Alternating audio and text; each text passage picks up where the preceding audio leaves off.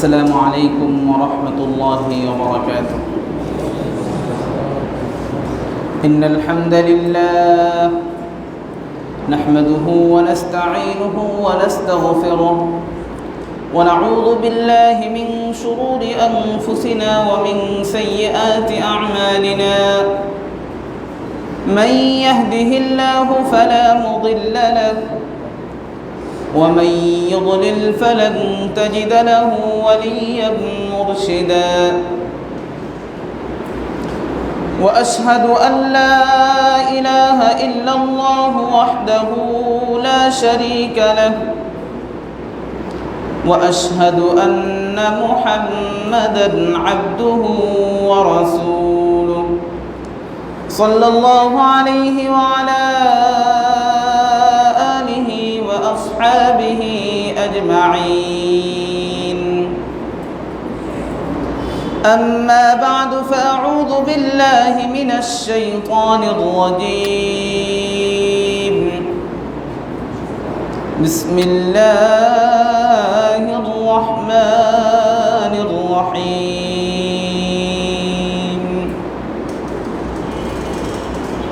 إن الذين يحبون أن تشيع الفاحشة في الذين آمنوا لهم عذاب أليم.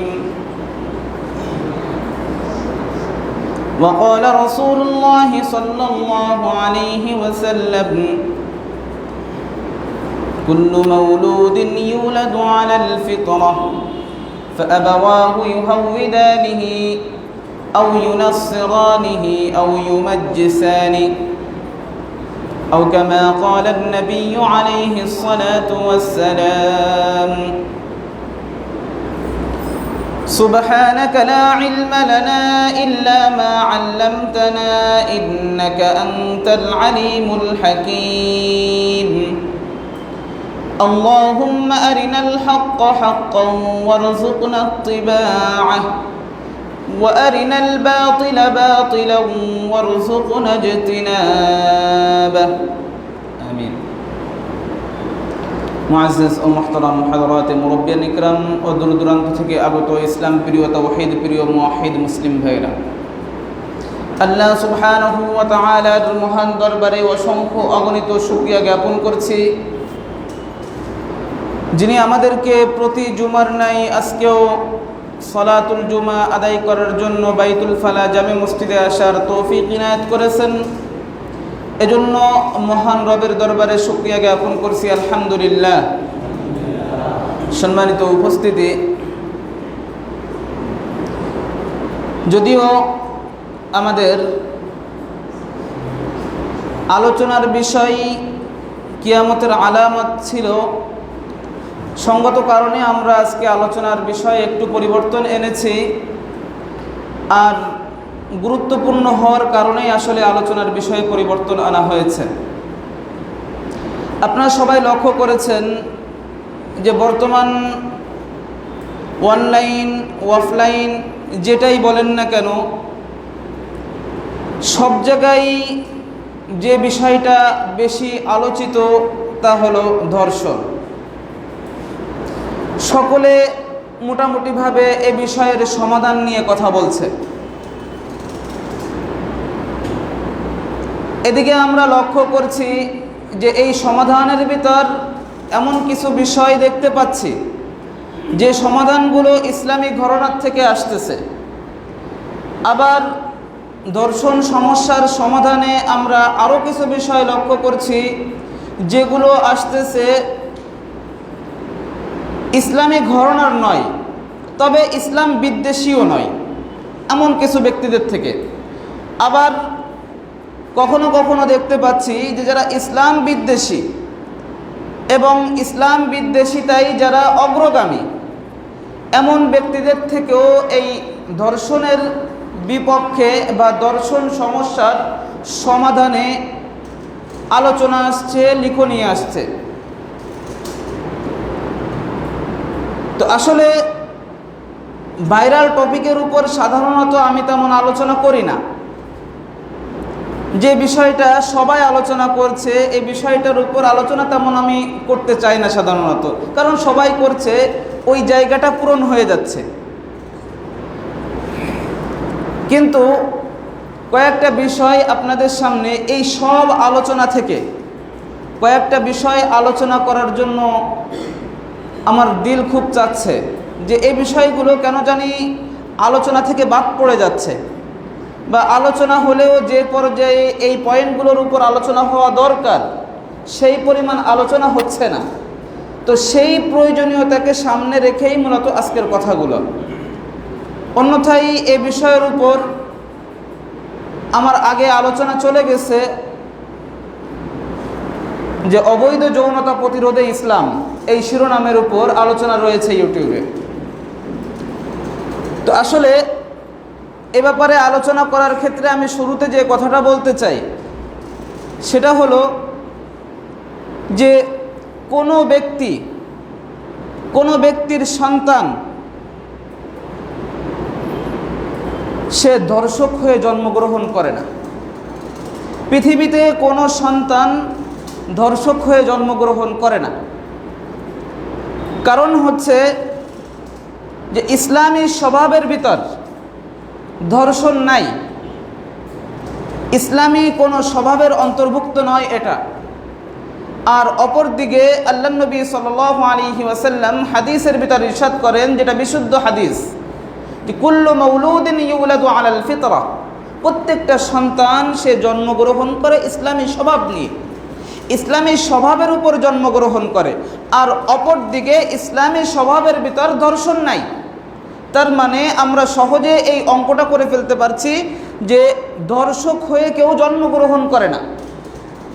কিন্তু পরবর্তীতে আল্লাহ নবীর হাদিসের এর পরের অংশ, ফাআবাওয়াহু ইউহাউবিদানিহি আও ইউনাসসিরানিহি আও ইউমাজ্জিসানি, আল্লাহ নবী হাদিসের ভিতর বলছেন যে ইসলামী স্বভাব পরিপন্থী যা কিছু দেখছো, ইসলামী স্বভাব পরিপন্থী, কখনো ইসলামী স্বভাব পরিপন্থী তার ভিতর ইহুদি মতবাদ দেখতে পাবে, কখনো ইসলামী স্বভাব পরিপন্থী নাসারাদের মতবাদ দেখতে পাবে, কখনো ইসলামী স্বভাব পরিপন্থী অগ্নি পূজকদের মতবাদ তার মাঝে দেখতে পাবে। তো সে তো জন্মগ্রহণ করেছিল ইসলামী স্বভাব নিয়ে, কিন্তু এগুলো তার ভিতর আসলো কি করে? তো মূলত এগুলো তার ভিতর আসছে, আল্লাহ নবী একটা সমাধান দিয়ে দিচ্ছেন, বলছেন যে ফাআবাওয়াহু ইউহাউবিদানিহি আও ইউনাসসিরানিহি আও ইউমাজ্জিসানি, তার পিতামাতা, তার সমাজ তাকে কখনো অগ্নি পূজক বানাচ্ছে, কখনো মূর্তি পূজক বানাচ্ছে, কখনো ইহুদি বানাচ্ছে, কখনো নাসারা বানাচ্ছে।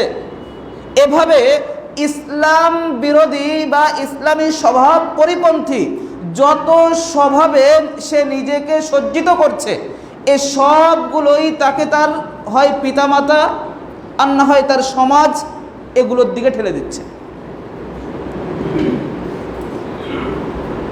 আপনারা কি বিষয়টা বুঝতে পেরেছেন?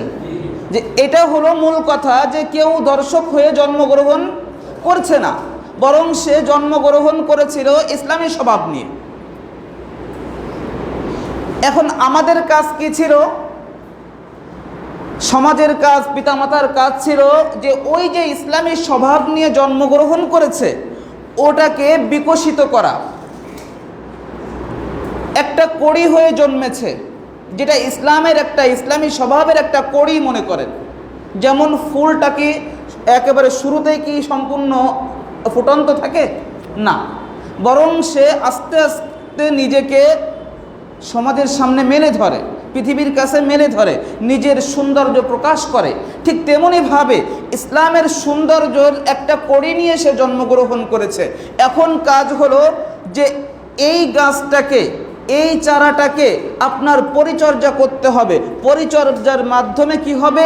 এই যে কড়িগুলো নিয়ে জন্মগ্রহণ করেছে এগুলো পরিপূর্ণরূপে বিকশিত হবে এবং তার ঘ্রাণ দ্বারা সমাজটাকে ভরিয়ে দিবে।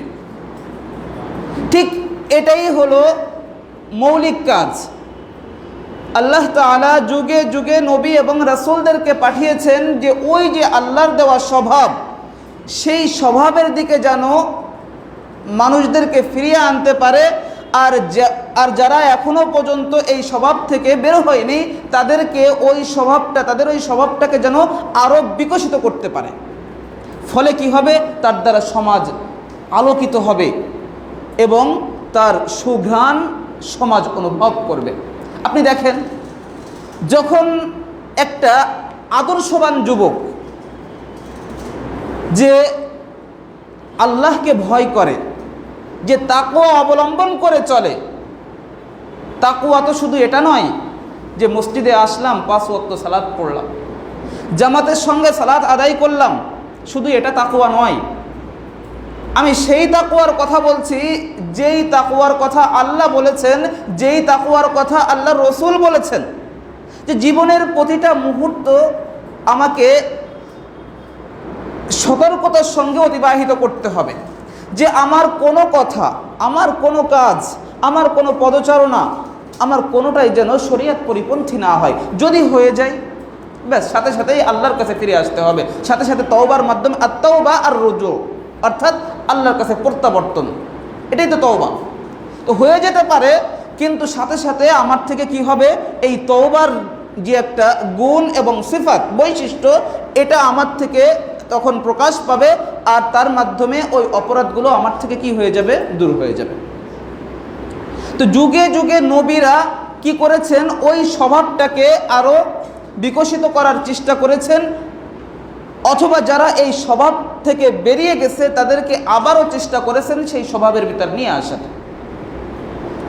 আর যখন নিয়ে এসেছেন, সেই সমাজটা কতটা আলোকিত হয়েছে একটু ইতিহাস থেকে জেনে নেন।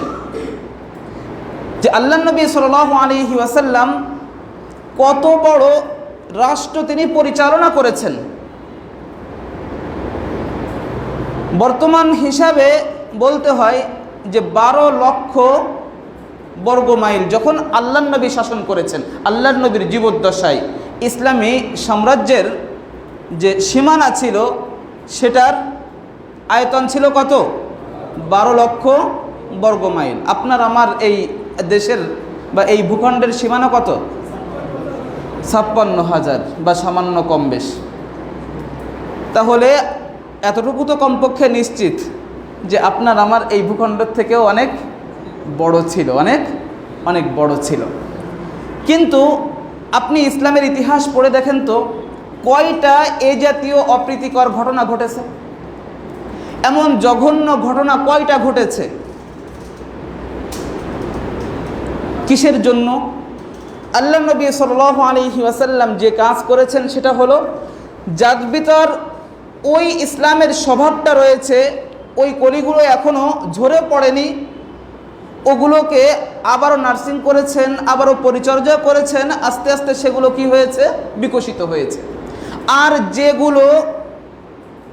যেগুলো ঝরে গেছে সেগুলো কি করে আবারও ফিরে আসতে পারে, আবারও যেন এই ফুল ফুটতে পারে এবং তা দ্বারা সমাজটা আলোকিত হতে পারে, সেই চেষ্টা করেছেন।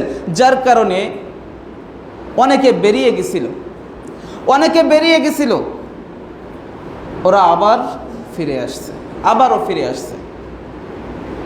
আল্লাহ নবী সাল্লাল্লাহু আলাইহি ওয়াসাল্লাম তাদেরকে আবারও ইসলামী স্বভাবের ভিতর ফিরিয়ে এনেছেন। তো এজন্য বলছিলাম যে কেউ দর্শক হয়ে জন্মগ্রহণ করে না। আজকে আমার সমাজ, আমি এখানে দর্শককে সাপোর্ট করছি, হ্যাঁ আমি সাপোর্ট করছি, কারণ এর জন্য দায়বদ্ধতা আমাদের রয়েছে। আজকে যখন আমরা সমাধান নিয়ে কথা বলছি, কখনো কখনো দেখছি যে একজন আলেম, সেও যখন বিচার চাচ্ছে বলছে আমরা তার ফাঁসি চাই। কেন? ইসলামী শরিয়াতে কোন অপরাধের জন্য ফাঁসির বিধান রয়েছে? আছে কোনো অপরাধের জন্য? ইসলামী শরিয়াতে কোনো অপরাধের জন্য ফাঁসির বিধান রয়েছে? তাহলে একজন আলেম কি করে এই বিচার চাচ্ছে যে আমরা তার ফাঁসি চাই? হচ্ছে না। কেন জানি কোথায় যেন একটা গলত হয়ে যাচ্ছে, কোথায় জানি একটা ভুল হয়ে যাচ্ছে আমাদের। আর সাধারণ মানুষ তো তারা বোঝে না ইসলামী স্বভাব, ইসলামী বিচার সম্পর্কে, ইসলামী আইন সম্পর্কে জানে না। সে তার আবেগ থেকে কথা বলেছে, সে তার রাগের থেকে, সে তার ক্রোধ থেকে কথা বলেছে।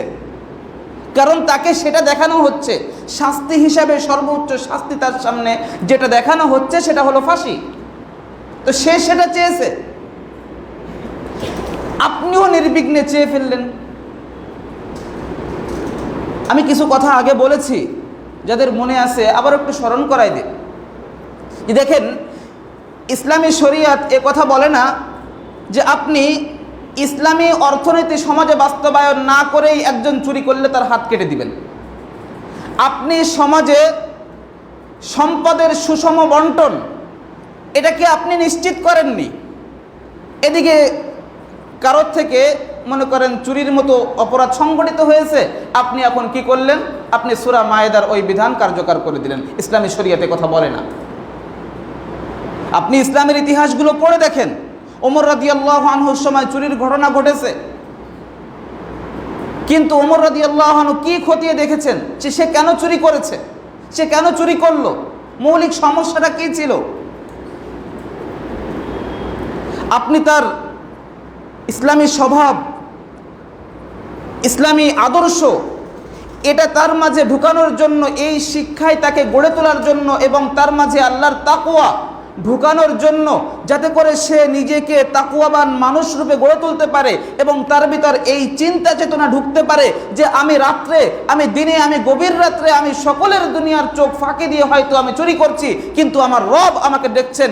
এই অনুভূতি আপনি তার মাঝে জাগ্রত করতে পারেননি, তাহলে আপনি তার হাত কাটতে পারেন না। আপনি তার হাত কাটতে পারেন না। আপনি ইসলামী স্বভাব তৈরির জন্য আপনি কোনোরূপ চেষ্টা করছেন না। আপনি তাকে আদর্শবান একজন মানুষ করে গড়ে তোলার জন্য আপনি চেষ্টা করছেন না, কোনো চেষ্টা নাই আপনার এখানে। তো ইসলামী স্বভাব থেকে আস্তে আস্তে সে দূরে সরে যাচ্ছে। ওই ফুলটা, ওই যে কড়িটা আর বিকশিত হচ্ছে না, ওইটা আর বিকশিত হচ্ছে না, আস্তে আস্তে ওটা শুকিয়ে যাচ্ছে, আস্তে আস্তে নিঃশেষ হয়ে যাচ্ছে। ইসলামের ওই সুন্দর বাগানটা আর সেই সুজলা সুফলা হয়ে আর গড়ে উঠছে না, কারণ আমরা সেটা ধরে রাখার চেষ্টা করছি না, না সমাজ, না আমাদের বাবা মা, আমরা করছি না। এটা কি হয়েছে? আমরা এসব কিছুই করব না। এরপরে আমাদের বড় বড় দাবি রয়েছে সন্তানদের থেকে, আমার সন্তান যুগের অমুক হোক, আমার সন্তান যুগের অমুক হোক, আমার সন্তান এমন এমন হোক, আমার সন্তান এটা হোক, এমন অনেক দাবি তার থেকে রয়েছে। কিন্তু ওই সন্তানেরও তো আপনার কাছে দাবি ছিল, ওই সন্তানেরও আপনার কাছে দাবি ছিল, ওই ছেলেরও ওই সমাজের কাছে দাবি ছিল। সমাজ কি তার দাবি পূরণ করেছে? ওই বাবা মা কি তার চাহিদা পূরণ করেছে? আগে ওই সন্তানের পাওনা ছিল। আপনি সন্তানের কাছে আগে কেন চাচ্ছেন? সন্তান আপনার কাছে অনেক পাওনা ছিল সন্তানের, আপনি সেগুলো পূরণ করেছেন? জন্মের পর থেকে যতগুলো দায়িত্ব ছিল তার ওই ইসলামী স্বভাবটাকে ধরে রাখার জন্য আপনি কতটুকু, আপনি বুকে হাত দিয়ে আজ বলেন তো যে আপনি কতটুকু পালন করেছেন? আপনি 100% পালন করেছেন? জানি না কয়জন হা উত্তর দিবেন, জানি না। কিন্তু মৌলিক সমস্যাটা আমাদের এইখানে হচ্ছে, কিন্তু এই পয়েন্টগুলোতে আমাদের হাত দেওয়া হচ্ছে না, এই পয়েন্টগুলোতে আমাদের হাত দেওয়া হচ্ছে না। আজকে কি হয়েছে?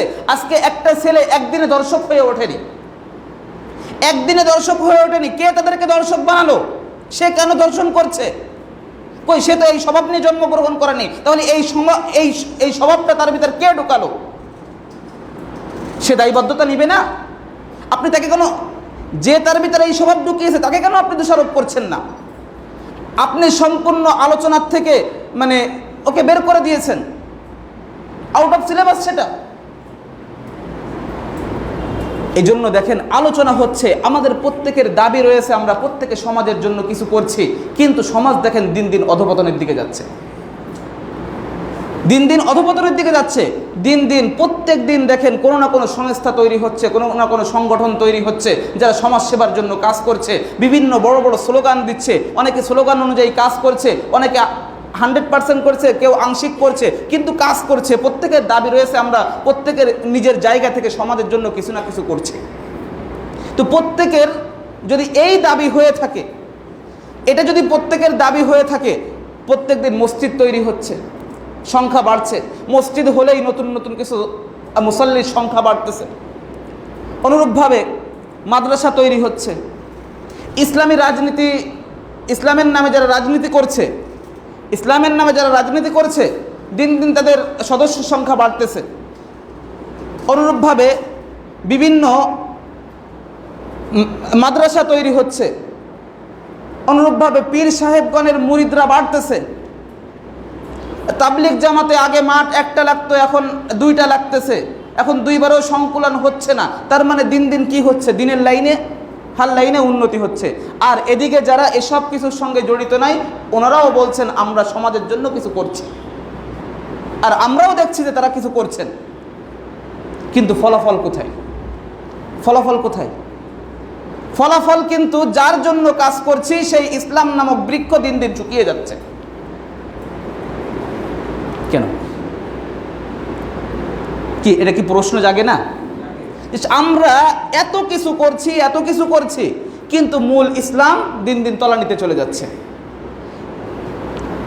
আগে এত মসজিদ ছিল না, এত মাদ্রাসা ছিল না, কিন্তু তারপরও এত ইসলাম বিরোধিতা ছিল না, এত ইসলাম বিদ্বেষিতা ছিল না, এত খানকা ছিল না, এত দাওয়াতি সংগঠন ছিল না, এত দাওয়াতের কাজ চলতো না। এরপরেও কি ছিল? ইসলাম বিরোধিতা এবং ইসলাম বিদ্বেষিতা কম ছিল। এদিকে ওটাও যেমন বাড়তেছে, জ্যামিতিক হারে যেন এটাও বেড়ে চলেছে। কেন? তো আসলে সহজ একটা উত্তর রয়েছে এর, যে আমরা কাজ করছি কিন্তু মৌলিক প্রত্যেকের থেকে কোনো একটা বিষয় ছুটে যাচ্ছে। মৌলিক কোনো একটা বিষয় প্রত্যেকের থেকে কি হয়ে যাচ্ছে? প্রত্যেকের থেকে ছুটে যাচ্ছে। আর যে বিষয়টা ছাড়া এই অন্যান্য যত কাজ করি না কেন, এর কোনোটাই কি হবে না? ফলপ্রসূ হবে না। এমন কোনো একটা বিষয় কি হচ্ছে? আমাদের থেকে ছুটে যাচ্ছে। আচ্ছা, যখন মনে করেন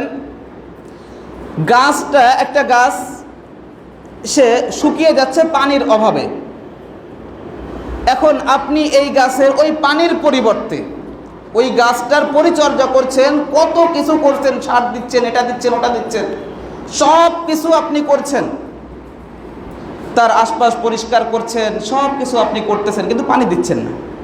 আসলে গাছটা শুকিয়ে যাচ্ছে কিসের জন্য? পানির অভাবে। এখন প্রত্যেকে তার নিজের জায়গা থেকে ওই গাছের জন্য কিছু করছে, কিন্তু কেউ কি করছে না? কেউ পানি ঢালছে না। তাহলে এই যে গাছটার যে পরিণতি হবে, এই গাছের যে পরিণতি হবে, ঠিক ইসলামের পরিণতি ওই রকম হচ্ছে এখন। যে মৌলিক যে জিনিসটা প্রয়োজন, মৌলিক যে জায়গায় হাত দেওয়া প্রয়োজন, সেই জায়গাগুলিতে আমরা হাত দিচ্ছি না। আর যদি কেউ হাত দিয়েও থাকে, সে সঠিক পন্থায় হাত দিচ্ছে না, সে সঠিক পন্থায় হাত দিচ্ছে না। সে হয়তো ইসলামের গোড়ায় মনে করছে পানি ঢালছে, কিন্তু আসলে ওটা পানি নয়, বরং সে বিষ ঢালতেছে। বুঝেননি? তাহলে মৌলিক জায়গায়ও আমরা দেখতে পাই যে কেউ হাত দিচ্ছে, কিন্তু সে ভুলক্রমে ওটাকে পানি মনে করে ওখানে কি ঢালতেছে? বিষ প্রয়োগ করতেছে, যার কারণে গাছটা আরো বেশি কি হচ্ছে? দিন দিন আরো মৃত্যুর মুখে ঢলে পড়তেছে। তো ইসলামের ক্ষেত্রেও মৌলিক বিষয়টা এমন কিছু দাঁড়িয়েছে বর্তমানে। আজকে ধর্ষণ সমস্যা নিয়ে কথা বলা হচ্ছে, আলহামদুলিল্লাহ, উলামা ইকরামও কথা বলছেন, সাধারণ মানুষ কথা বলতেছে, প্রত্যেকে নিজের জায়গা থেকে কিছু কিছু লিখতেছে, কারণ এখন আলোচনার বিষয় এটা। আর বাংলাদেশের সিস্টেমটাই এটা, যে একটা বিষয় আসবে, ব্যাস ওটাই, এরপরে 2 দিন বাদে ওটা চলে যাবে, এরপর ওটার স্থান অন্য কিছু দখল করে নিবে, এরপরে ওটার আলোচনা শেষ, এরপরে আরেকটা আসবে, এভাবে কি হবে? এভাবে পরিবর্তন হবে, আর একটার পর একটা আমরা ভুলে যাব। আর যখন আসবে তখন ওটা নিয়ে কিছু সাময়িক কথা বলবো, আর সাময়িক কিছু সমাধান নিয়ে আমরা কথা বলবো। কিন্তু ইসলাম এই সাময়িক সমাধানে বিশ্বাস করে না। ইসলাম বাতিলকে তার জড় থেকে, তার মূল থেকে উপড়ে ফেলতে চায়। তো ইসলামের প্রত্যেকটা সমাধান আপনি দেখেন, ইসলাম জিনার ক্ষেত্রে, অবৈধ মিলামেশার ক্ষেত্রে ইসলাম সমাধান দিয়েছে, কিন্তু ইসলাম কি প্রথম দিনই কি এই দিয়েছিল, বিধান দিয়েছিল? ইসলাম তার প্রথম দিনই এই বিধান দিয়েছিল? আল্লাহ তাআলা প্রথম দিনই কি সূরা নূর অবতীর্ণ করেছিলেন, যে আল্লাহ তাআলা প্রথম সম্বোধন করেছেন এটা? কই না, আল্লাহ তাআলা এটা করেননি। কারণ আল্লাহ সুবহানাহু ওয়া তাআলা তো জানেন, মানব প্রকৃতি জানেন, মানুষের জৈবিক চাহিদা, এসব কিছু আল্লাহ দিয়েছেন। সুতরাং এর প্রকৃতি সম্পর্কে আল্লাহ তাআলা জানেন, এর বাস্তবতা সম্পর্কে, এর চাহিদা সম্পর্কে আল্লাহ তাআলা জানেন। সুতরাং ইসলাম এটাকে পরিপূর্ণরূপে নির্মূল করতে চায়নি, কারণ সম্ভব না এটা। আল্লাহ তাআলা তার ভিতর, মানুষের ভিতর জৈবিক চাহিদা দিয়েছেন। অপরদিকে ইসলাম এটাকে অবাধ যৌনাচারের দিকেও ঠেলে দেয়নি। ইসলাম এটাকে অবাধভাবে কি করেনি, এটাকে উন্মুক্ত করে রাখেনি, বরং ইসলাম সুনিয়ন্ত্রিত একটা পন্থায় এটার চরিতার্থ করার সুযোগ রেখেছে ইসলাম। যেমন দুইটা তার যখন মিলতেছে, এরপরে কি হচ্ছে, আমরা আলো পাচ্ছি, এরপরে আমরা বাতাস পাচ্ছি। কিন্তু এটা কি শুধু মিলাই দিলেই আমরা পাবো? মিলাই দিলেই পাবো না, মিলাই দিলেই পাবো না, একটা সিস্টেম মতো এটা মিলতে হবে। এখন আপনি সিস্টেমের বাহিরে যেয়ে মিলান, হয়তো এখানে আগুন ধরে যাবে, আর না হয় যা কিছু আছে সব কিছু কি হয়ে যাবে, নষ্ট হয়ে যাবে। ঠিক তাই আজকে আল্লাহ সুবহানাহু ওয়া তাআলার বিধান তিনি এমনভাবে সুন্দরভাবে দিয়েছেন যে তুমি সঠিক নিয়মে সুনিয়ন্ত্রিত পন্থায় এই চাহিদাকে কি করবে, পূরণ করবে। বুঝতে পেরেছেন? এই চাহিদাকে পূরণ করবে, এই সুযোগ, এই ব্যবস্থা আল্লাহ তাআলা রেখেছেন। এখন আমি যদি এই ব্যবস্থাগুলিকে কঠিন করে দিই, এই ব্যবস্থাকে, আল্লাহর দেওয়া এই ব্যবস্থাকে আমি যদি কঠিন করে দিই, এটাকে এখন কঠিন করে দিয়েছি, এর বিপরীত স্বাভাবিকভাবে মিলার যে পন্থা, অর্থাৎ সাধারণত যে মিলা, যেই মিলনের মাধ্যমে কি হচ্ছে, যেই মিলনের মাধ্যমে সমাজ ধ্বংস হবে, যেই মিলনের মাধ্যমে এই মসজিদ, এই যে সুন্দর ব্যবস্থা আমরা বসে আছি, আমরা বসে থাকতে পারবো না। তো এই যে মিলন, এটাকে যদি আমি এখন সহজ করে দিই, আর সঠিক পন্থাটাকে কঠিন করে দিই, তাহলে অঘটন ঘটবে কি ঘটবে না? অঘটন ঘটবে। তো সমাজের মৌলিক সমস্যাগুলো এখান থেকে আসতেছে। এটা হলো একটা বিষয়, যে আমরা আজকে দেখেন বিবাহটাকে কি করে দিয়েছি, কঠিন করে ফেলেছি। বিবাহটা কঠিন করা হয়েছে কয়েকটা দৃষ্টিকোণ থেকে। এক হলো আমরা সন্তানের এক ধরনের কেরিয়ার চিনে নিয়েছি, যে আমার সন্তান ওই লেভেল পর্যন্ত যেতে হবে, ওই লেভেল পর্যন্ত যখন চলে যাবে তখনই কেবল সে নিজের পায়ে দাঁড়ালো, আমরা এটা মনে করছি।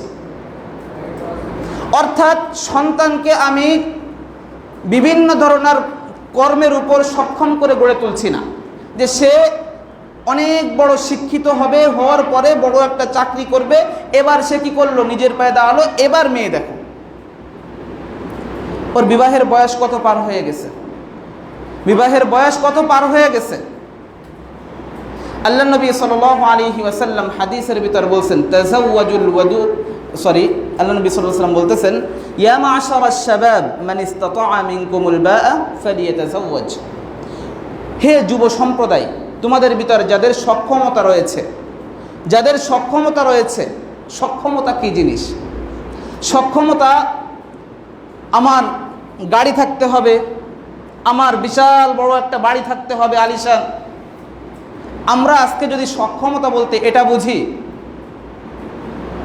তো সমাজ বেশি দিন টিকবে না।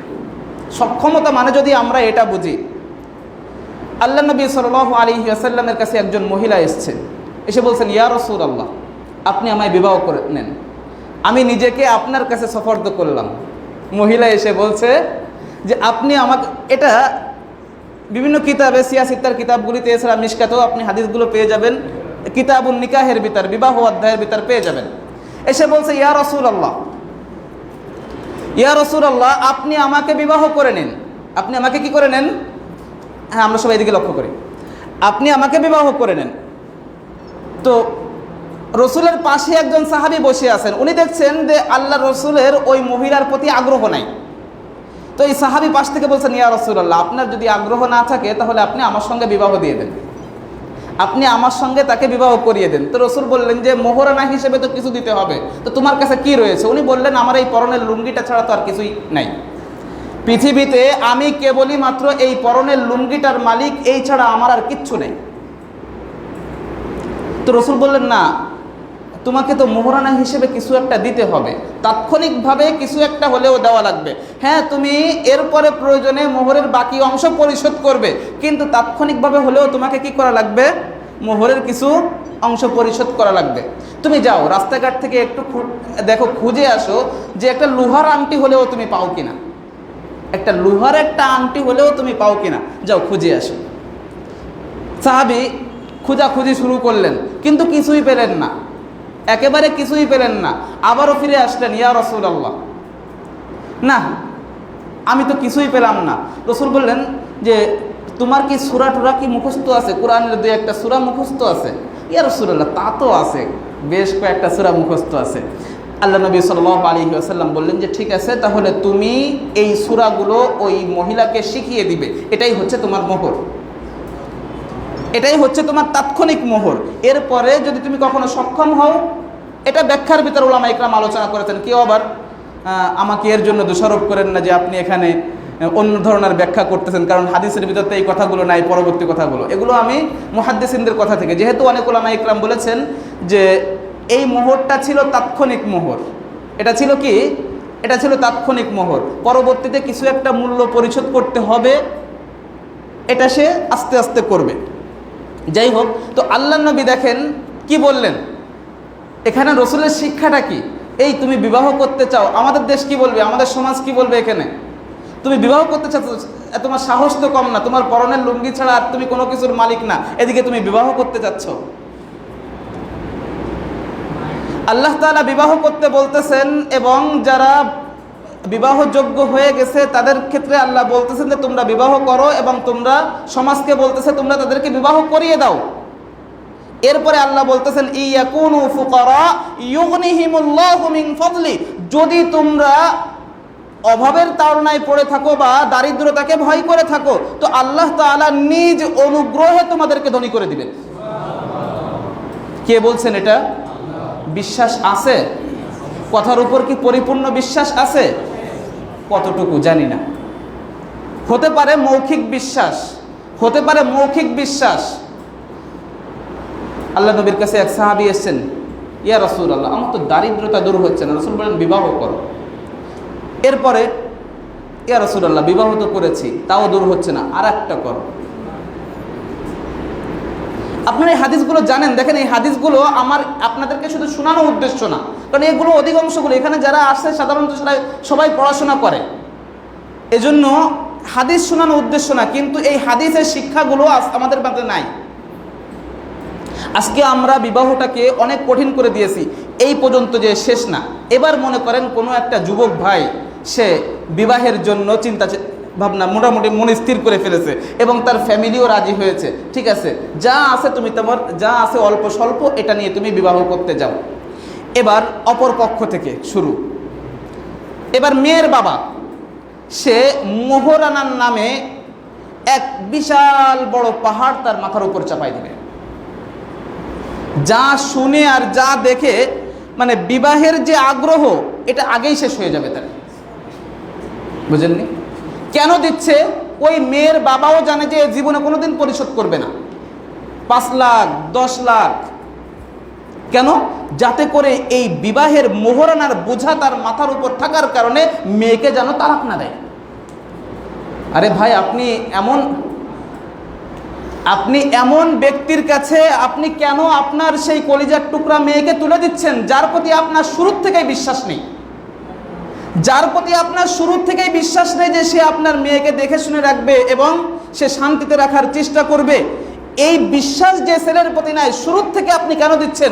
মনে করেন ওই সেই মোহরের বোঝা মাথায় নিয়ে ও আপনার মেয়েকে আটকে রাখলো, কিন্তু সেই সমাজে সেই সংসারে শান্তি আসবে?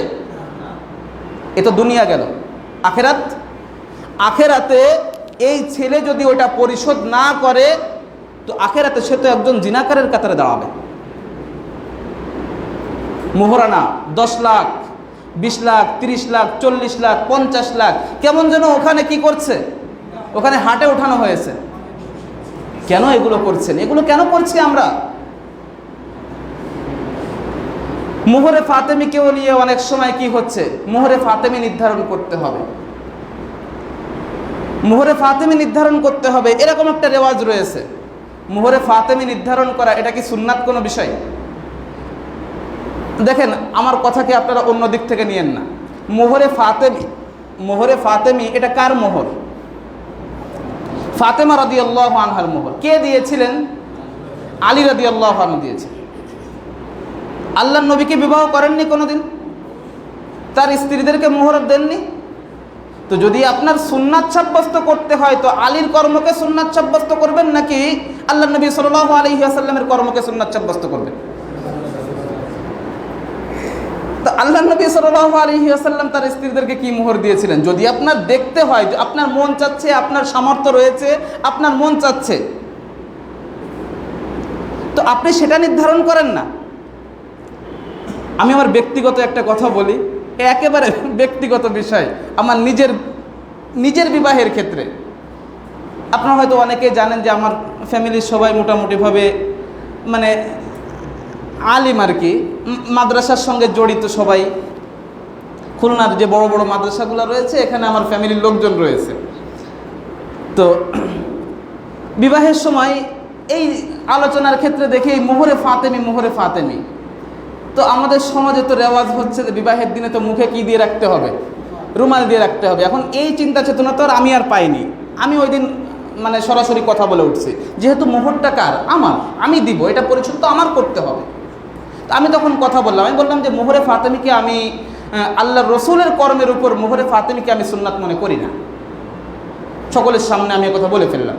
অনেকে হয়তো অসন্তুষ্ট হলেন। তো এরপরে বললেন যে তো ঠিক আছে, তুমি কি বলতে চাচ্ছ? তখন আমি বললাম যে আমি আল্লাহ নবীর কোনো একজন স্ত্রী, ওই একজন স্ত্রীরটা বাদে, কারণ ওইটা পরিশোধ করার মতো ক্ষমতা আমার নাই, কারণ ওটা রসুল নিজে পরিশোধ করেননি, ওটা একজন বাদশা রসুলের পক্ষ থেকে পরিশোধ করে দিয়েছিল, সেটা অনেক ছিল, বর্তমানে হয়তো কয়েকশো কোটি টাকা হয়ে যাবে। তো এজন্য ওটা পরিশোধ করার মতো ক্ষমতা আমার নাই। ওইটা বাদে সাধারণত স্ত্রীদের ক্ষেত্রে আয়েশা রাদিয়াল্লাহু আনহা থেকে যে হাদিস রয়েছে সেই হাদিস অনুযায়ী একটা নির্ধারণ করা হোক। তো তারপরে যাই হোক, আয়েশা রাদিয়াল্লাহু আনহার যে মোহরটা, মোহরে আয়েশা, এটা নির্ধারণ করা হয়েছিল। তো যাই হোক, তো এজন্য বলছি যে এটা পরিশোধ করবে ছেলে, সুতরাং সে তার সক্ষমতা অনুযায়ী কি করবে? এই মোহরটা নির্ধারণ করবে। আপনি তার উপর ছেড়ে দিন, আপনি তার উপর ছেড়ে দিন। আপনার কলিজার টুকরাকে আপনি কার হাতে দিচ্ছেন এটা আগে নির্ধারণ করেন। মোহরের বোঝা চাপায় দিয়ে আপনি আপনার মেয়েকে বন্দি করে রেখেন না ওই বাড়িতে। আল্লাহর ওয়াস্তে সমাজটা আলোকিত হবে, সমাজটা আলোকিত হবে, ইনশাআল্লাহ সমাজটা আলোকিত হবে। এবং এ জাতীয় ঘটনা এবং ছাড়াছাড়ির যে ঘটনা, এগুলো অনেক বন্ধ হয়ে যাবে দেখবেন। তো যে কথা বলছিলাম যে বিবাহটাকে আমরা কতটা কঠিন করে তুলেছি, আর অপরদিকে অন্যান্য বিষয়গুলো আমরা সহজ করে দিয়েছি। আজকে এই সমস্ত বিষয়গুলো নিয়ে যখন আলোচনা হচ্ছে, তখন আলোচনা হচ্ছে নারীর পোশাক নিয়ে, আলোচনা হচ্ছে দর্শকের মানসিকতা নিয়ে, এবং এটা নিয়ে এখন মতভেদ চলছে যে নারীর পোশাক দায়ী নাকি দর্শকের খারাপ মানসিকতা দায়ী। কিন্তু কেউ এটা দেখছে না যে এই দর্শকের এই মানসিকতাটা যে সমাজ তৈরি করেছে সেই সমাজকে কেউ দায়ী করছে না। সেই সমাজ ব্যবস্থার যে খারাপ চিত্র, এই চিত্রটাকে কেউ দায়ী করছে না। আজকে নারীর পোশাক নিয়ে কথা বলা হচ্ছে, হ্যাঁ আমি নারীর পোশাক নিয়ে কথা বলবো। আর যখন নারীর পোশাক নিয়ে কথা বলা হচ্ছে, কি কথা বলা হচ্ছে? যে নারীকে আবৃত হতে হবে, নারীকে একটা পোশাক দ্বারা নিজেকে সজ্জিত করে রাখতে হবে, নিজেকে ঢেকে রাখতে হবে, এইগুলো নিয়ে। আচ্ছা, একটা পোশাক দ্বারা নিজেকে পরিপূর্ণরূপে ঢেকে রাখার নাম কি হিজাব? আমি তো এই হিজাবের কথা কোরআন সুন্নায় পাইনি।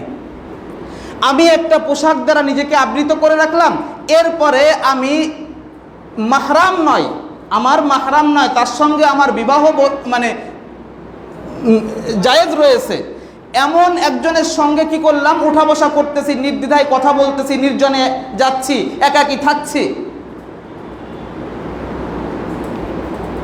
আচ্ছা, এর তো সব কিছুই রয়েছে, এর তো সব কিছুই রয়েছে, এরপরও কি অঘটন ঘটতেছে না? অঘটন ঘটতেছে। আপনি যখনই বলবেন পোশাকের কথা, যে নারী যদি সুন্দর পোশাক পরে, ইসলামের পোশাক পরে, তাহলেই সব সমস্যার সমাধান হয়ে যাবে। সব সমস্যার সমাধান হবে? কই, এই নারীও তো পরে গেছিল, সব কিছু পরে টরে তারপরে গেছে কি করতে? এরপরে গেছে বয়ফ্রেন্ডের সাথে দেখা করতে, আর বয়ফ্রেন্ডের মানসিকতা ছিল খারাপ, ব্যাস হয়ে গেছে। বুঝেননি বিষয়টা? আপনি তো নারীর পোশাকের ব্যবস্থা করে দিলেন এখানে, এবার বলছেন না তাহলে ওর মানসিকতা দায়ী। ওর মানসিকতাটা কেন জন্মালো? এটা মানসিকতা কে জন্মালো? এই খারাপ মানসিকতা কোন জায়গার থেকে আসলো? সেই ব্যবস্থাটা নিয়ে একটু কথা বলেন না। আজকে যখন আমরা এই ব্যবস্থা নিয়ে কথা বলছি, এটা নিয়ে যখন দুই একজন কথা তুলছে, তখনই দেখা যাচ্ছে যে ওদের গাত্রদাহ শুরু হয়ে গেছে, ওরা এবার ইসলামের বিপক্ষে লেগে গেছে। যে মূল দায়ী কারা? এবার বলতেছে যে মাহফিলের ভিতর নারীর বিভিন্ন পোশাক নিয়ে, বিভিন্ন কিছু নিয়ে আলোচনা করা হচ্ছে, এই জন্য দর্শন বাড়তেছে। জাতি এখন ঘাস খায় না, জাতি এখন ঘাস খায় না, জাতি কিছু বোঝে। আর কতকাল চলবে এভাবে? এদিকে আপনি একটাকে দায়ী করছেন, ওদিকে সে একটাকে দায়ী করছে, এরপরে যখন আপনি মূল সমস্যায় হাত দিচ্ছেন, তখনই বলতেছেন উল্টে আপনার উপর চাপিয়ে দেওয়া হচ্ছে। আসলে সমস্যা হলো এই যে দেখেন বিভিন্ন টিভি সিরিয়াল, এই যে যা কিছু দেখতেছে, যত অশ্লীল দৃশ্য দেখানো হচ্ছে। আচ্ছা, প্রথম চোখ দেখতেছে, চোখটা তো প্রথম দেখতেছে, এরপরে মানুষের ব্রেন এগুলো কল্পনা করছে, এগুলো নিয়ে ভাবছে, এগুলো চিন্তা করছে, আর অঙ্গ প্রত্যঙ্গগুলো কি করে? বাস্তবায়ন করে। তো অঙ্গ প্রত্যঙ্গগুলো বাস্তবায়ন করে, কথা বলছি। এখন বাস্তবায়নের জন্য ও সেই স্বপ্নের নারীকে কি পাবে যাকে টিভিতে দেখেছিল? ওকে কি বাস্তবে পাবে? কিন্তু তার অঙ্গ প্রত্যঙ্গের দ্বারা এখন বাস্তবায়ন করা লাগবে। এখন সে কোথায় যাচ্ছে? এখন সে ওই অন্যায় পথ বেছে নিচ্ছে। তাহলে বাধ্য করলো কে তাকে? আপনি এসবের জন্য কিছুই করছেন না, দিন দিন এগুলোকে আরো বেশি বাড়াচ্ছেন, এগুলোকে আরো বেশি বৃদ্ধি করছেন। এর জন্য রাষ্ট্রের, আপনার আমার কষ্টে অর্জিত টাকা, আপনার আমার থেকে ভ্যাট নেওয়া টাকা, এই টাকা দিয়ে এই সমস্ত ফিল্ম ইন্ডাস্ট্রি এগুলো কি করা হচ্ছে? উন্নত করা হচ্ছে। এগুলো উন্নত করা হচ্ছে, এগুলো উন্নয়নের জন্য হাজার হাজার লক্ষ কোটি টাকা বাজেট করা হচ্ছে। কিন্তু এই মানুষগুলোকে ইসলামী স্বভাবের উপর গড়ে তোলার জন্য, ইসলামী শিক্ষা, সঠিক শিক্ষায়, আমি তথাকথিত ইসলাম শিক্ষা বলছি না, ইসলামের সঠিক রূপরেখার উপর এদেরকে গড়ে তোলার জন্য আপনার একটা কানাকড়িও বাজেট নাই। এই সমাজে দর্শক তৈরি হবে না তো কি তৈরি হবে? আপনি কথা বলছেন পোশাক নিয়ে, আপনি কথা বলছেন এটা নিয়ে, আপনি কথা বলছেন দর্শকের মানসিকতা নিয়ে। একটা পোশাকই শেষ কথা নয়, আপনি তাকে পরিপূর্ণ হিজাব আপনি এদিকে শিখিয়ে দিচ্ছেন যে ব্যাস আপনি হিজাব পড়লেন তো আপনার সব সমস্যার সমাধান, আপনি এবার যেখানে যাবেন সেখানে চলে যান। তাহলে আল্লাহর নবীর ওই হাদিস কোথায় যাবে? যে যখনই দুইজন, একজন পুরুষ একজন নারী নির্জনে একত্রিত হলো, তখন ওদের 3 নাম্বার কে থাকে? শয়তান। ওদের 3 নাম্বার থেকে শয়তান। তো সে তো তার কাজ করবে। তো এটা কি আপনার ওই পোশাক পরলে কি ওই শয়তান মনে হয় কাজ করে না নাকি? করে। আজকে যার কারণে দেখেন এই কথাগুলো যদি না বলি, আজকে নাস্তিকরা আমরা যখন শুধু পোশাক নিয়ে কথা বলছি, ইসলামের হিজাবটাকে তারা কটূক্তি, হিজাব নিয়ে কটূক্তি করার তারা সাহস পাচ্ছে যে এটা কোনো সমাধান না, হিজাব কোনো সমাধান না। ওরা বলতে সাহস পাচ্ছে, কারণ বলতেছে যে আজকে মাদ্রাসার ভিতরে তো দর্শন হচ্ছে, মাদ্রাসার ভিতরে দর্শন হচ্ছে, আর ঘটছে হয়তো হাজারে একটাও না, মাদ্রাসাগুলিতে হাজারে একটাও না, কিন্তু ওই একটাকে এত পরিমাণ হলুদ মিশাচ্ছে যে বাজারে আর হলুদ পাওয়া যাচ্ছে না। এই হলুদ মিডিয়াগুলা এত পরিমাণ হলুদ মিশাচ্ছে এটার সঙ্গে, আপনারা লক্ষ্য করেছেন। অপর দিকে দেখেন এই একই কাহিনী এবং এর থেকে মারাত্মক কাহিনী সংঘটিত হচ্ছে কোথায়? গির্জাতে। আপনারা দেখেছেন, কিন্তু আজ পর্যন্ত ওই গির্জার সেই লোকের, সেই গির্জার সেই যিনি মানে যে ফাদার, ওর ছবিটা দেখতে পেয়েছেন আপনারা? কেন? এদিকে যখন মাদ্রাসায়, আমি বলছি না, আমি মাদ্রাসায় বলছি না যে এগুলো ঘটবে, আমি কিন্তু এই কথা বলছি না, আমি এটা সাপোর্ট নিচ্ছি না, আপনারা ভুল বুঝবেন না, আমি সেই পয়েন্টে আসতেছি। কিন্তু বিষয় হলো যে মাদ্রাসাগুলিতে যখন এগুলো ঘটতেছে তখন তার ডিটেলস সব কিছু ভিডিও সহ সব কিছু কী করা হচ্ছে, সব কিছু প্রকাশ করা হচ্ছে। কিন্তু যখন এটা গির্জায় ঘটলো আজও পর্যন্ত তার সেই মূল যে অপরাধী, তার অপরাধীর চেহারাটা জাতি এখনো দেখেনি। এই হলো মিডিয়ার হলুদ সাংবাদিকতা। তো মাদ্রাসাগুলিতে ওরা তখন বলতেছে যে মাদ্রাসায় তো সবাই হিজাব করতেছে, তো ওখানে কেন হচ্ছে? তাহলে আপনার আমার মূল সমস্যায় হাত না দিয়ে আমরা যখনই কি করছি, এই জাতীয় মানে আশপাশের বিষয় নিয়ে কথা বলছি, তখন মৌলিক সমাধানে আমরা পৌঁছাতে পারছি না। আর যখনই আমরা এই পয়েন্টে আঘাত করেছি তখনই ওদের গাত্রদাহ শুরু হয়ে যায়। ওরা বলছে না, বরং দায়ী হলো তোমাদের এই সমস্ত আলোচনা। তোমরা এদের বিভিন্ন আলোচনায় নারীদের বিভিন্ন অঙ্গ নিয়ে আলোচনা করো, নারীদের বিভিন্ন পোশাক নিয়ে আলোচনা করো, এই সমস্ত বিষয়গুলো নিয়ে আলোচনা করো, এগুলোর কারণেই পুরুষরা কি হচ্ছে, উদ্বুদ্ধ হচ্ছে। ও এগুলোর কারণেই কি হয়ে গেল, বলে দিল যে যাও তোমরা কি করো। আজকে একটা বাচ্চা, সে ওই বয়স থেকেই সে দেখতে পাচ্ছে কি যে আমার যাকে ভালো লেগেছে তাকে পাওয়ার জন্য আমার কত কিছু করতে হবে, প্রয়োজনে অস্ত্র ধারণ করতে হবে। আবার চোখে ভালো লেগেছে আর এক শ্রেণীর দেখাচ্ছে ভিলেন, যারা বিভিন্ন সময় কি করছে, এই জাতীয় ধর্ষণের দৃশ্য এগুলো ধারণ করতেছে বা এই জাতীয় সিন দেখাচ্ছে। কি হয়েছে, তার ভালো লেগেছে। আর অপরদিকে আর একজনকে সাজাচ্ছে নায়ক, ওকে নায়ক সাজায়, এরপরে কি করতেছে, ও তাকে পাওয়ার জন্য উঠে পড়ে লেগে যাচ্ছে। বলবেন কি হ্যাঁ শেষ পর্যন্ত তো ভিলেনকে মেরে ফেলতেছে, তো শেষ পর্যন্ত কি করতেছে, ভিলেনকে তো মেরে ফেলতেছে।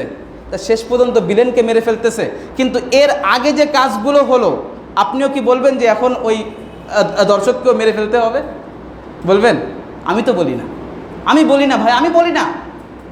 কারণ হচ্ছে যে আপনাকে আগে গোড়ার থেকে ঢেলে সাজাতে হবে, আপনার এই গোটা সিস্টেমটাকে পরিবর্তন করতে হবে, এই সিস্টেমটাকেই পরিবর্তন করতে হবে এবং এর মূলে আঘাত হানতে হবে। যখন আপনি মূলের থেকে পরিবর্তনের চেষ্টা করবেন তখনই কেবল সমাধান পাওয়া যাবে। কেউ আমরা কথা বলছি যে দর্শনের যে বিধান রয়েছে সেই বিধানটা কার্যকর করা হোক, সেই বিধানটা কার্যকর করা হোক। দেখেন ভাই, এর মাধ্যমে কি হবে, এর মাধ্যমে মৌলিক ধর্ষণ কমবে না, কিন্তু কিছু মানুষ মারা যাবে অবশ্যই, কিন্তু মূল দর্শন কিন্তু বন্ধ হবে না। কারণ আপনাকে ওই মানসিকতাটা তো আগে তৈরি করার ব্যবস্থা করতে হবে। যে দর্শন করবে না এমন একটা উপযুক্ত সমাজ তাকে উপহার দিতে হবে, কারণ সে তো এই দর্শক হয়ে জন্মগ্রহণ করেনি, সেই দর্শক হয়ে জন্মগ্রহণ করেনি। আপনি তার জন্য একটা উপযুক্ত সমাজ উপহার দেন। সারা জীবন ওয়াজ নসিহাত কত কিছুই করা হবে, ইসলামী সমাজ ব্যবস্থা এত সুন্দর এত সুন্দর, এর ভিতর এত শান্তি, কত কিছুই আলোচনা শুনবেন ওয়াজ মাহফিলে। ওই যে বলেছিলাম যে রসগোল্লা নিয়ে যদি আপনাদেরকে রচনা লিখতে দেওয়া হয় তো 500 পৃষ্ঠা রচনা লেখার লোক বাংলাদেশে রয়েছে, রসগোল্লার উপর 500 পৃষ্ঠা রচনা লিখতে পারবে। কিন্তু এতে মানুষ রসগোল্লার স্বাদ কতটুকু পাবে বলেন তো, কতটুকু স্বাদ পাবে? ওর থেকে একটা রসগোল্লা দোকান থেকে কিনে নিয়ে গালের ভিতর ঢুকাই দেন দে ভাই, এই হলো রসগোল্লা। ঠিক এই কথাটা সৈয়দ কুতুব রাহিমাহুল্লাহ বলেছেন। তো ইসলামের সৌন্দর্য, ইসলামের এত সৌন্দর্য, এত কিছু, এ সব কিছুই আমরা বলে গেলাম, কিন্তু মানুষদেরকে এর মূল স্বাদ উপভোগ করাতে পারিনি। আর ততক্ষণ পর্যন্ত সম্ভব নয় যতক্ষণ না একটা ভূখণ্ডে, সেটা যত ছোট হোক না কেন, একটা ভূখণ্ডে পরিপূর্ণরূপে ইসলাম প্রতিষ্ঠা করা সম্ভব হচ্ছে, ততক্ষণ পর্যন্ত ইসলামের মূল সৌন্দর্য মানুষকে দেখানো সম্ভব নয়। বুঝেননি? তো সমাজের মূল আপনাকে ইসলামের আলোকে ঢেলে সাজাতে হবে, অন্যথায় আপনি এখান থেকে একটা সমাধান টেনে বের করবেন, ওখান থেকে একটা সমাধান বের করবেন, এই সমস্যার সমাধানে ইসলামকে টেনে বের করবেন। এতে করে কি হবে? এতে করে মূল সমস্যার মাঝে কোনো পরিবর্তন আসবে না। আপনার মূল সমাজ ব্যবস্থা, এই মূল সমাজ ব্যবস্থাটাকে কি করতে হবে?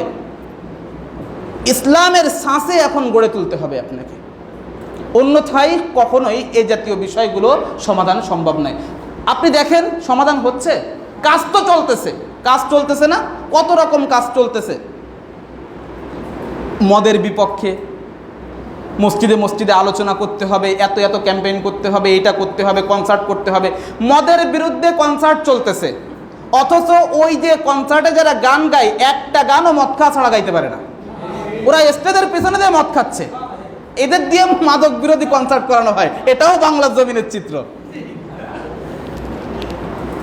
এই চলছে সমাধানের জন্য, এগুলোই চলতেছে। একটা আইওয়াস দেখাই দেওয়া হচ্ছে যে আমরা কিছু না কিছু করছি, বুঝেননি?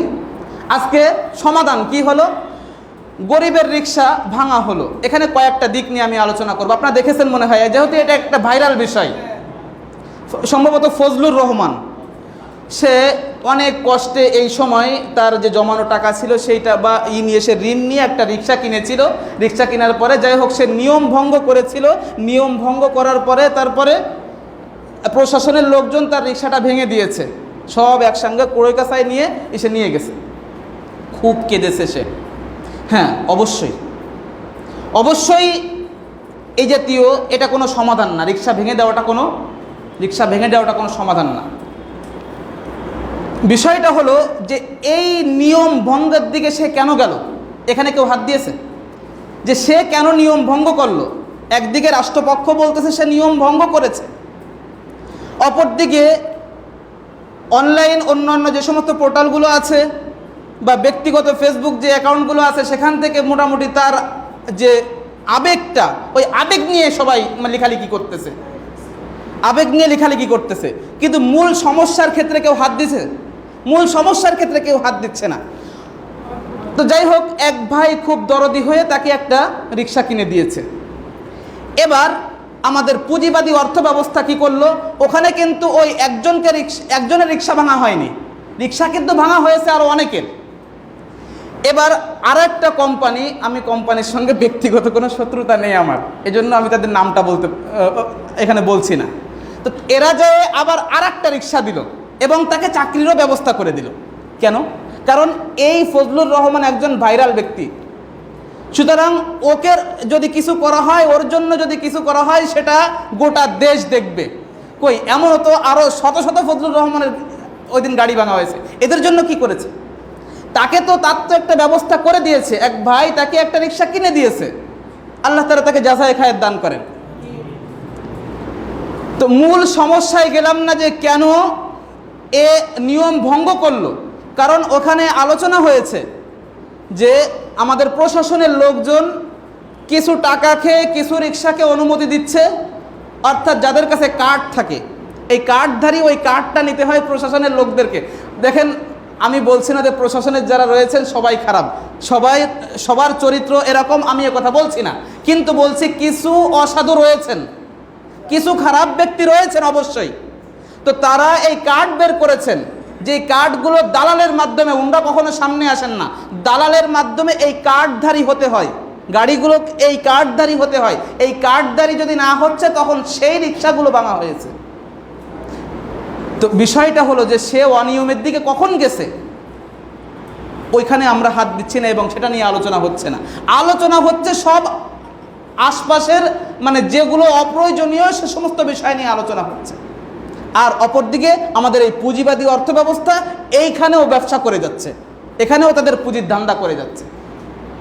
মানসিকতা কত নিম্নে চলে গেছে আমাদের। তো দেখেন, আজকে সমাজটা নতুন করে যদি আমরা ঢেলে সাজাতে পারি, যেভাবে আল্লাহ নবী সাল্লাল্লাহু আলাইহি ওয়াসাল্লাম আল্লাহর দেওয়া আদর্শের মাধ্যমে সমাজটাকে পুনর্গঠন করেছিলেন, এই যেই ওমর আল্লাহর নবী সাল্লাল্লাহু আলাইহি ওয়াসাল্লামকে হত্যা করতে এসেছে, চিন্তা করা যায় সবাই কি এই সাহস করেছিল? সবাই এই সাহস করেনি, ওমর করেছিল। কিন্তু সেই ওমরও কি হয়ে গেছে এখন? ওমরও ইসলামের এই সৌন্দর্যের কাছে নিজে আত্মসমর্পণ করতে বাধ্য হয়েছে। তো আপনি ধরে নেন যে সমাজে ওমরের প্রথম সময়ের লোকজন সমাজে রয়েছে, কিন্তু এদের পরিবর্তনের জন্য আপনাকে যেটা করতে হবে সেটা আপনি করছেন না, বরং আপনি আশপাশের কিছু বিষয় নিয়ে আলোচনা করছেন যাতে মৌলিকভাবে কখনোই সমাধান আশা করা যায় না। তো এজন্য ধর্ষণ হচ্ছে। তো মৌলিক সমস্যার ক্ষেত্রে আমরা যদি হাত না দিই, তো মাদ্রাসা কোনো জায়গায় বাদ যাবে না। হ্যাঁ, এখন একটা বিষয় আলোচনা হতে পারে যে এটা তো সময় সাপেক্ষ ব্যাপার, এটা সময় সাপেক্ষ ব্যাপার, সুতরাং এখন এটা কি মাত্রা কমানোর, হ্যাঁ মাত্রা কমানোর হয়তো কিছু ব্যবস্থা আপনি করতে পারেন, কিন্তু এটা মৌলিক কি নয়, এটা মৌলিক কোনো সমাধান নয়, এর মাধ্যমে নির্মূল হবে না। এর মাধ্যমে তারা আপনি যত মাত্রা কমানোর জন্য যত ডোজ দিবেন, তখন ওই ভাইরাসটা আরও বেশি শক্তিশালী হয়ে অ্যাটাক করবে। তো সেখানেও কথা হচ্ছে যে মাদ্রাসাগুলিতে কেন হচ্ছে, মসজিদগুলিতে কেন হচ্ছে, মসজিদে মক্তবে পড়তে আসতেছে, সেখানেও আজকে এই জাতীয় ধর্ষণের শিকার হচ্ছে। কেন হচ্ছে? হ্যাঁ আলহামদুলিল্লাহ, অনেক উলামা ইকরাম কথা বলছেন, এখানে কথা বলছেন যে এগুলোর নজরদারি নাই, এখানে সিসি ক্যামেরা রাখতে হবে, এটা রাখতে হবে, ওটা রাখতে হবে। তো সিসি ক্যামেরা কি সব সমস্যার সমাধান? সব সমস্যার সমাধান সিসি ক্যামেরা নয়।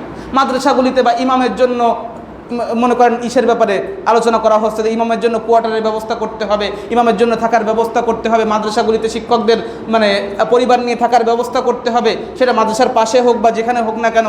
অনুরূপভাবে এগুলো ভালো, এগুলো ভালো, এই ব্যবস্থাগুলো করা অবশ্যই ভালো এবং এগুলো মৌলিক চাহিদার অন্তর্ভুক্ত। আল্লাহ নবী সাল্লাল্লাহু আলাইহি ওয়াসাল্লাম তার স্ত্রীদের থেকে কতদিন দূরে ছিলেন? হ্যাঁ, এই হিজরতের দিনগুলি ছাড়া আল্লাহ নবী সাল্লাল্লাহু আলাইহি ওয়াসাল্লাম তার স্ত্রীদের থেকে কখন দূরে ছিলেন এটা দেখাতে পারবেন? আপনি পারবেন না দেখাতে। যাই হোক, তো এজন্য এটা একটা মৌলিক পয়েন্ট। এরপরে দেখেন মাদ্রাসাগুলিতে মহিলা মাদ্রাসাগুলিতেও কিন্তু পুরুষ শিক্ষক রয়েছে, এটা থাকাটা উচিত নয়, এটা থাকাটা উচিত নয়। সম্পূর্ণরূপে আপনি মহিলাদেরকে সেইভাবে গড়ে তোলেন যাতে করে এই ব্যবস্থা বন্ধ হয়ে যায়। অনুরূপভাবে এই যে আমাদের সমস্যাগুলো কি হচ্ছে, আমরা বলছি যে হিজাবের সঙ্গে হলে তো হচ্ছে না। আপনি এতদিন বলে আসছেন হিজাবের সঙ্গে হলেই সব সমস্যার সমাধান, ওই হচ্ছে না তো। এই জন্য সম্পূর্ণ আলাদা করে দিতে হবে, নারীর কর্মক্ষেত্র সম্পূর্ণ আলাদা করে দিতে হবে, যেখানে সব কিছুর তত্ত্বাবধায়ক থাকবে নারী। আর আমরা জানি যে আমাদের দেশ চালাচ্ছে কে? একজন নারী। সুতরাং আমাদের দেশে নারীদের ক্ষমতা রয়েছে, আমাদের দেশের নারীদের যে ক্ষমতা রয়েছে এটা প্রমাণিত। সম্পূর্ণ আলাদা করে দেন। হ্যাঁ, এতে হয়তো কি হবে, সাময়িকভাবে এর মাত্রাটা কমবে, কি হবে, মাত্রাটা কমবে, কিন্তু বন্ধ হবে না, এ কথা বলছি, বন্ধ হবে না। কারণ তখন ভাইরাসটা আরো শক্তিশালী হয়ে অ্যাটাক করবে। যদি বন্ধ করতে হয় সব কিছুর মাত্রা, যদি আপনার 0% নিয়ে আসতে হয়, অথবা এমন পার্সেন্টেজ যা আসলে কোনো পার্সেন্টেজের ভিতরে আসবে না, যেমন ইসলামের ইতিহাস থেকে সব মিলাই কয়টা পাওয়া যায় এমন ঘটনা? ব্যাস, আপনার এমন সুন্দর সমাজ উপহার দেওয়ার পরে এরপরে যদি হয়, তখন আপনি তার মানসিকতা পচে গেছে, এবং তার ওই মানসিকতা পচে যাওয়ার কারণে আপনি কি করতে পারবেন? আপনি ইসলামের বিধান আপনি তখন কার্যকর করেন, বুঝেননি? ইসলামের বিধানটা আপনি তখন কার্যকর করবেন, এবং সেক্ষেত্রে আমি আর তখন দর্শকের পক্ষে নই, আমি তখন অবশ্যই ইসলামী সমাজের যে আইন, সেই আইনের পক্ষে থাকব। অন্যথায় এই সমাজ ওই দর্শক তৈরি করেছে, সুতরাং সমাজের দায়বদ্ধতা আগে নিতে হবে। যদি না নেওয়া হয় তাহলে সমস্যার কোনোদিনও সমাধান হবে না। বুঝতে পেরেছেন বিষয়টা? এজন্য চলুন আমরা সমস্যার সমাধানের দিকে যাই। এই জাহেলিয়াতের সমাজকে ভেঙে চুরে খান করে দিয়ে এক আল্লাহর, যেখানে শুধুমাত্র আল্লাহর দাসত্ব চলবে, একমাত্র আল্লাহর দেওয়া বিধান বাস্তবায়িত হবে, এমন একটা সমাজ ব্যবস্থা আল্লাহর নবী সাল্লাল্লাহু আলাইহি ওয়াসাল্লামের তরিকা অনুযায়ী যেন আমরা পৃথিবীর বুকে কোনো না কোনো একটা ভূখণ্ডে যেন আমরা প্রতিষ্ঠিত করতে পারি, যার সৌন্দর্য পৃথিবীবাসী অবলোকন করবে, এবং তার মাধ্যমে ইসলামের মূল সৌন্দর্য মানুষ দেখতে পাবে ইনশাআল্লাহ। সুতরাং চলুন আমরা সেই পথে হাঁটি। তো এই পথে যখন আমরা হাঁটব, তখন সমস্যার সমাধান আমরা আশা করতে পারব। আল্লাহ তাআলা আমাদেরকে সঠিক বুঝ দান করেন। দিনের প্রত্যেকটা ক্ষেত্রে তার মৌলিক বিষয়ে মৌলিক যে সমাধান রয়েছে, সেই সমাধানের দিকে আমাদের হাঁটার তৌফিক দান করেন। সুবহানাকাল্লাহুম্মা ওয়া বিহামদিকা আশহাদু আল্লা ইলাহা ইল্লা আনতা আস্তাগফিরুকা ওয়া আতুবু ইলাইক। আসসালামু আলাইকুম ওয়া রাহমাতুল্লাহি ওয়া বারাকাতুহু।